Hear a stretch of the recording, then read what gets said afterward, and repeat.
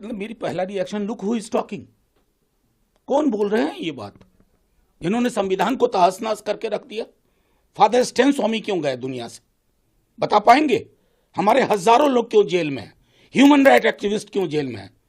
इंदिरा जी के सलाहकार इतने मजबूत नहीं थे जितने इनके हैं, नहीं तो इंदिरा जी को भी कहते कि 352 मत लगाओ, 352 जैसे हालात पैदा कर दो, जो आपने करके रख दिया। हाईकोर्ट की क्या टिप्पणी थी हेमंत सोरेन जी के बारे में? पूरे देश में विपक्ष के नेताओं के साथ क्या कर रहे हैं आप? तो खुद संविधान को तार तार कर रहे हैं। मैं हत्या नहीं बोलूंगा क्योंकि इस तरह के शब्द आप ही को सुहाते हैं। गांधी जी 30 जनवरी को उनका असैसिनेशन हुआ, बोलिए गांधी हत्या दिवस, और किसने हत्या की, उसका वैचारिक रुझान क्या था, किन संगठनों से ताल्लुक था, स्वीकारिए ना। आईना सामना रखना चाहिए। चुनाव हार गए तो लगा करे संविधान के चक्कर में चुनाव हार गए। संविधान जिंदा दस्तावेज है, संकल्प कह लेते आप, सब साथ होते। अभी कुछ वर्ष पहले आपने विभाजन विभीषिका दिवस, कोई बोल भी नहीं रहे आप लोग। मतलब एक सरकार का काम क्या होता है? जनता के साथ मिल करके उस किताब की हिफाजत करना। हिफाजत आप नहीं कर पा रहे हैं, आप तो पन्नों को तार तार कर रहे हैं, स्याह बना रहे हैं संविधान को। लेकिन भारत की जनता ये आपके जुमलों में अब आने वाली नहीं है, आपको समझ चुकी है, आपकी राजनीति को समझ चुकी है।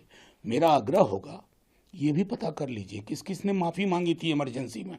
बहुत कष्ट होगा आपको, आपके ही लोग थे, माफ़ी मांग रहे थे, मेरी तबीयत ठीक नहीं है, मुझे बाहर कर दीजिए, मैं उस पर्व में आपके साथ हूँ। नाम बताऊँ कौन कौन लोग थे? दोहरा चरित्र नहीं चलता, चरित्र साफ कीजिए, मनसा वाचा कर्मणा साफ कीजिए।